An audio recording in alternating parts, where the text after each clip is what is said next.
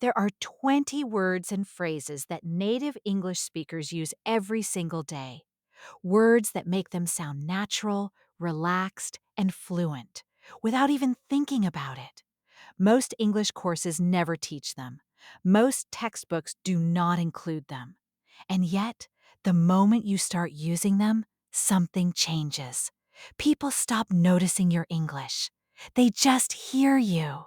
Welcome back to Real Talk English, the podcast that trains you to communicate in English the way it actually works in real life.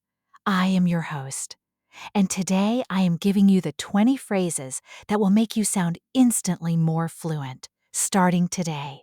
Not after months of study, not after you finish the next course. Today, Episode 5, the words that make you sound instantly more fluent. Before we get into the phrases, I want to explain why these specific words matter so much. When non-native English speakers talk, there is often a subtle gap between what they say and how native speakers say it. The grammar is correct. The vocabulary is appropriate. But something feels slightly formal, slightly stiff, slightly textbook. That gap is almost never about grammar. It is about the small connecting words, the filler phrases, the hedges and softeners, and emphasis words that native speakers weave into every sentence without thinking. These are the words that make spoken English feel alive. Today, we are learning 20 of them, grouped into 5 categories. Repeat every phrase after me. Say it out loud. Your mouth needs to practice these, not just your brain. Category 1. Phrases that soften what you say. In English, sounding natural often means softening your statements slightly, not weakening them, softening them. There is a difference. Softening makes you sound warmer, more conversational, more like a person, and less like a robot reading from a document. Phrase 1, kind of. This phrase softens a description. It means approximately or in a way.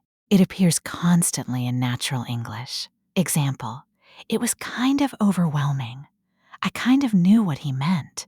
It is kind of hard to explain. Say it, kind of. Phrase 2, sort of. Almost identical to kind of. Interchangeable in most situations.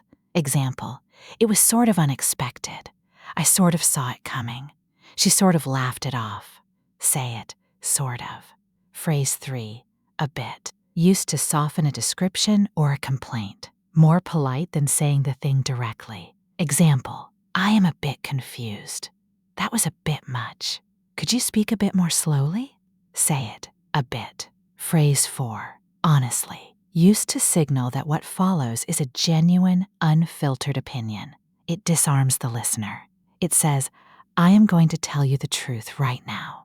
Example, honestly, I was not expecting that. Honestly, I think he was wrong. Honestly, it went better than I thought. Say it, honestly. Phrase 5, to be fair. Used to introduce a balanced perspective. It signals, I am about to defend the other side, even if I disagree with it. This phrase makes you sound mature and reasonable. Example, to be fair, she did warn us. To be fair, it was not entirely his fault. To be fair, I understand why they made that decision. Say it, to be fair. Category 2, phrases that show you are thinking. These are the real filler phrases that native speakers use. Not which are the sounds of someone who is lost, but structured thinking phrases that show your brain is actively working. Phrase 6, used to clarify or rephrase what you just said. It signals, let me say that more clearly. Example, it was great. Not perfect, but really solid. Say it, Phrase 7, you know what I mean? Used at the end of a thought to invite agreement or check understanding. Very casual, very natural.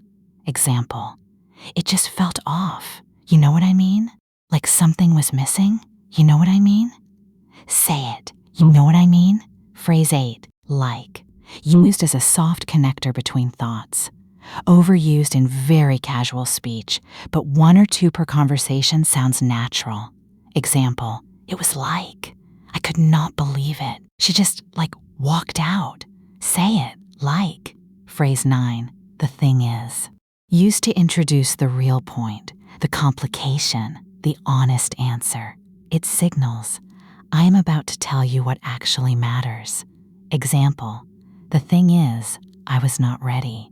The thing is, nobody told me the rules had changed. The thing is, it is more complicated than it looks. Say it, the thing is. Phrase 10, here is the thing. Slightly more formal than the thing is, but carries the same function. Signals emphasis and importance. Example, here is the thing. I agree with you in principle. Here is the thing. There are no good options here.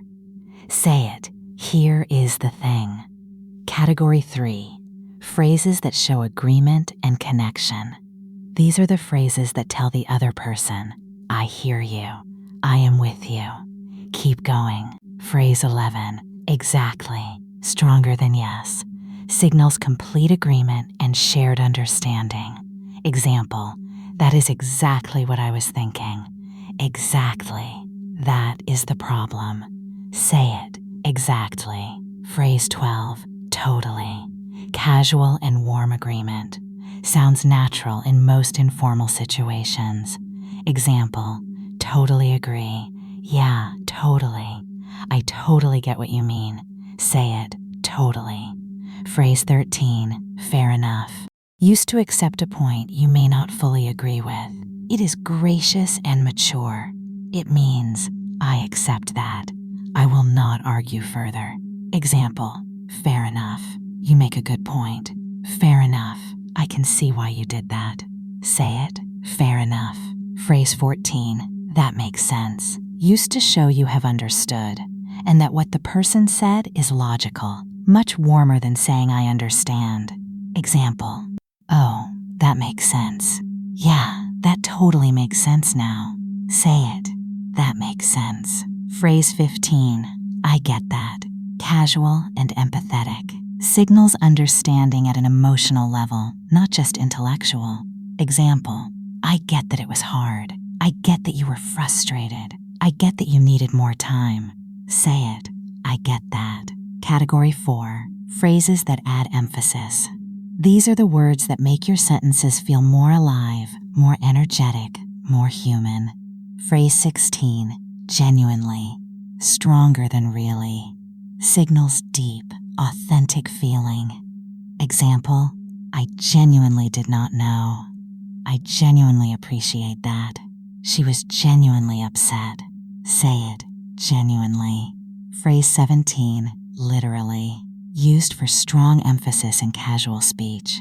Native speakers often use it even when something is not literally true, just to show how strong the feeling is. Example, I was literally shaking.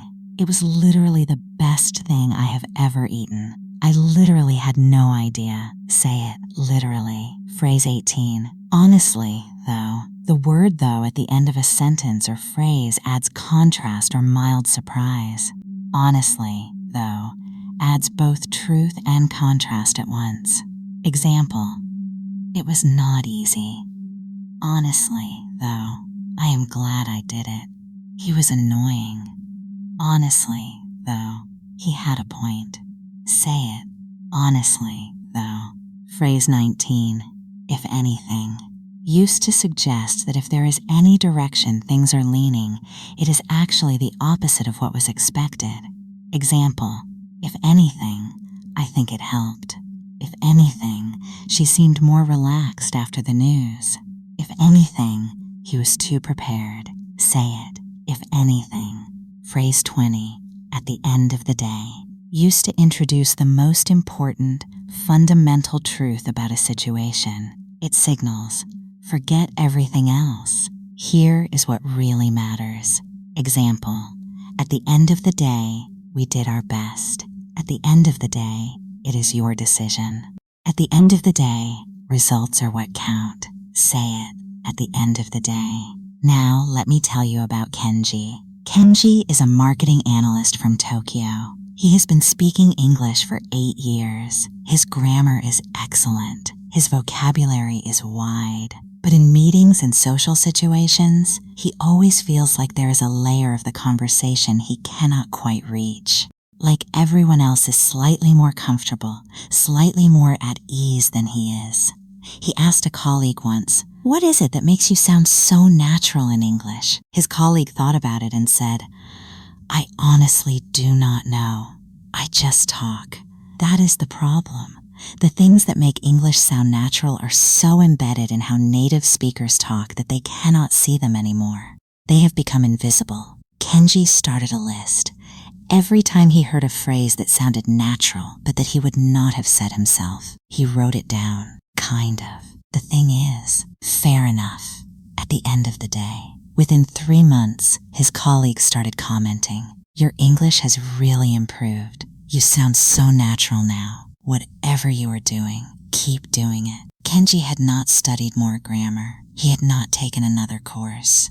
He had simply started listening for the invisible layer and then using what he found there. That is exactly what you are doing today. Now let us practice. Every phrase, out loud. Do not skip this. Kind of, sort of, a bit, honestly. To be fair, I mean, you know what I mean? Like, the thing is, here is the thing. Exactly. Totally. Fair enough. That makes sense. I get that. Genuinely. Literally. Honestly, though, if anything, at the end of the day, now use 3 of them in one sentence. Any 3. Do not think too long. Just say it. For example, honestly, it was kind of overwhelming, but to be fair, I was not prepared. Your turn. 3 phrases, 1 sentence. Go. That is real English. Messy, connected, alive. That is what fluency sounds like.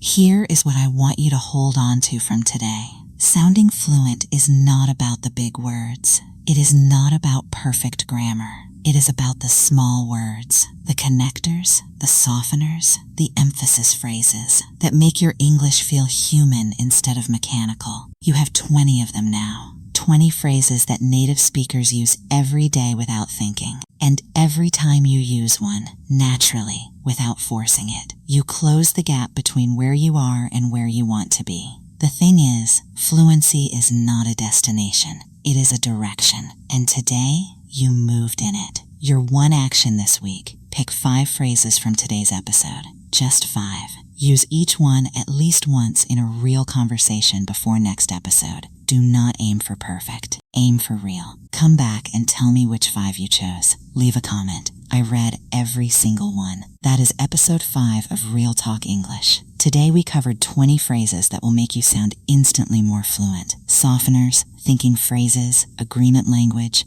emphasis words, and the connectors that make English feel alive. Episode 6 is coming tomorrow. It is called How to Disagree in English Without Destroying the Relationship. And it is one of the most requested topics I get, because most people either stay silent or go too far. Episode 6 gives you the middle path. Subscribe. Share this with one person learning English who wants to sound more natural. Leave a comment with your 5 phrases.